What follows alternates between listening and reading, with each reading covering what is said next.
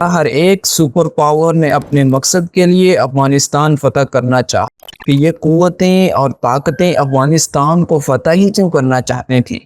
لوگوں کی نظر میں انڈیا دنیا کے آخری کنارے پر سمجھا جاتا ہے۔ جس نے انڈیا پر قبضہ کر لیا گویا اس نے دنیا کے آخری کنارے پر قبضہ کر لیا۔ 320 BC میں کچھ کمانڈرز نے الیگزینڈر کو قتل کرنے کا بھی پلان بنا لیا، لیکن الیگزینڈر بھی بہت تیز تھا۔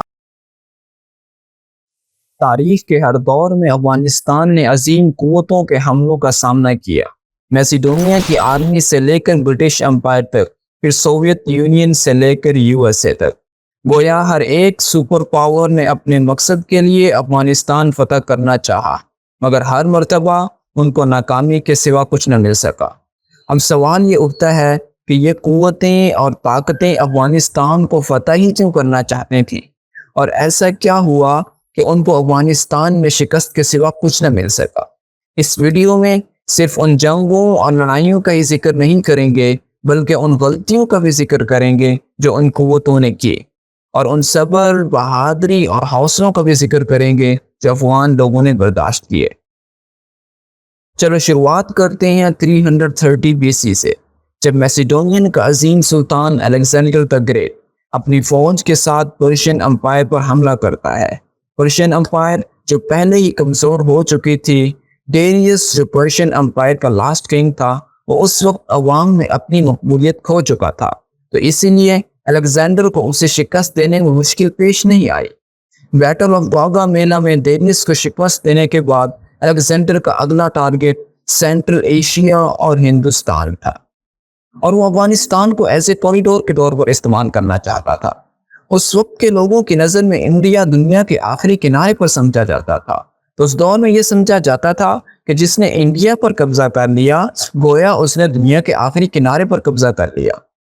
افغانستان کا علاقہ اس کے لیے ایک ہائی وے آف کانکویسٹ تھا، ایک ایسا راستہ جسے وہ طے کر کے فائنل مقصد تک پہنچنا چاہتا تھا، مگر یہ راستہ اتنا آسان نہیں تھا جتنا اس نے سمجھا تھا۔ اس وقت یہ علاقہ نہ تو کسی دولت کا مالک تھا، نہ ہی کسی قابل ذکر عمارتی وسائل اس زمین پر موجود تھے۔ الیگزینڈر وہاں کچھ عرصہ ہی رکا، پھر وہاں سے چلا گیا۔ الیگزینڈر کے وہاں سے نکلنے کی ایک وجہ تو یہ ہے کہ اس کا مین ٹارگٹ افغانستان نہیں تھا، بلکہ انڈیا اور سینٹرل ایشین کنٹریز تھے، اور دوسری وجہ افغانستان کی مشکل جغرافیائی صورتحال اور ہارش کلائمیٹ تھا، جس نے اس کے سولجرز کو کمزور کر دیا تھا۔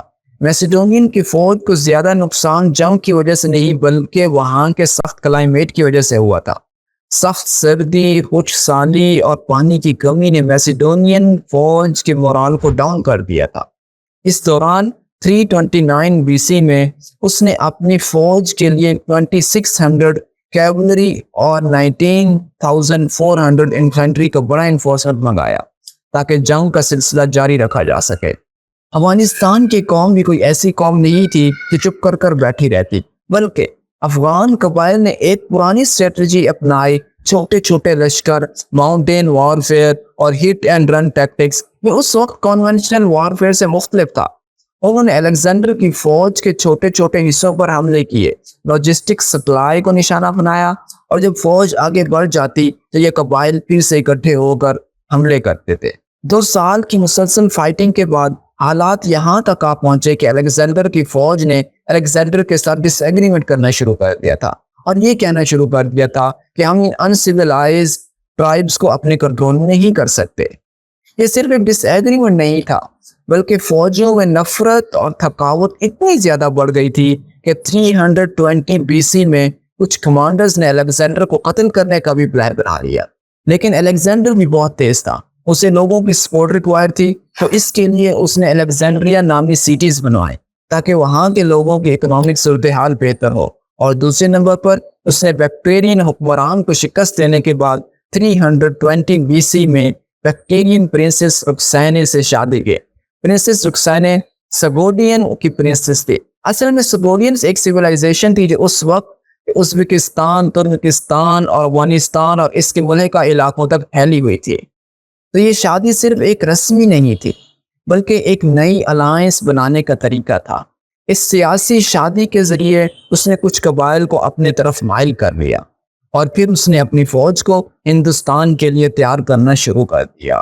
الیگزینڈر کا افغانستان کا سفر اس بات کی مثال ہے کہ جب تک آپ اپنے دشمن کو سمجھ نہیں لیتے تب تک جنگ جیتنی مشکل ہوتی ہے۔ الیگزینڈر نے افغانستان کو صرف ایک راستہ سمجھا، لیکن اس نے اس قوم کی آزادی اور جنگ میں رویے کو انڈر ایسٹیمیٹ کیا۔ جب تک اس نے ریئلائز کیا کہ جنگ صرف فوجی نہیں بلکہ سیاسی بھی ہے، تب تک وقت نکل چکا تھا۔ یہی وہی غلطی تھی جو بعد میں برٹش امپائر اور پھر سوویت یونین اور پھر USA نے بھی دہرائی۔